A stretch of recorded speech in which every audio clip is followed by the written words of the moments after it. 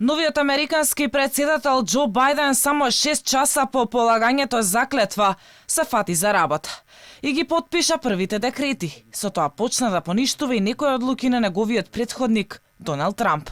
Една од првите наредби што ги потпиша беше повторното ангажирање на САД во Парискиот договор за климата. Што се однесува до пандемијата, новиот шеф на Белата куќа издаде наредба со која се воведува задолжително носење маска во сојузните држави, како и при патување меѓу државите во САД. Постапка што Трамп секогаш одбиваше да ја направи.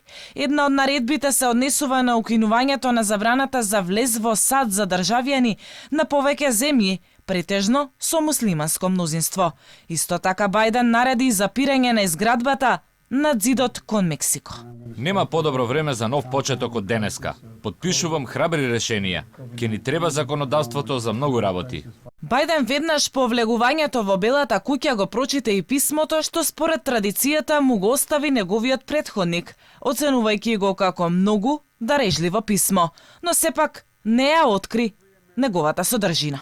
Инаку на вчерашната инаугурација, Бајден се заколна дека посветено ќе извршува функцијата и дека ќе го чува, штити и брани американскиот устав.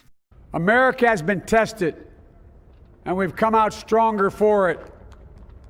We will repair our alliances and will lead not merely by the example of our power, but by the power of our example.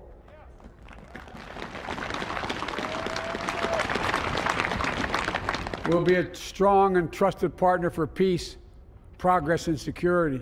Неколку часа откако новата потпредседателка на САД Камала Харис положи заклетва како прва жена на оваа функција, тројца нови сенатори од Демократската партија Џон Ософ, Рафаел Вурнок и Алекс Падилја го сторија истото, стоејќи пред неја како председателка на Сенатот.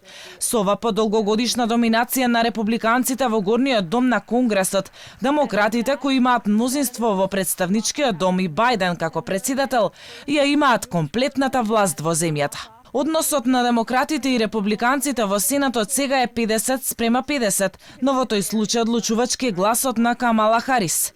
Ваквата контрола во Конгресот во следните 2 години ќе му возможи на Бајден да го спроведе планот за целосна промена на досегашната политика, оценуваат американски медиуми.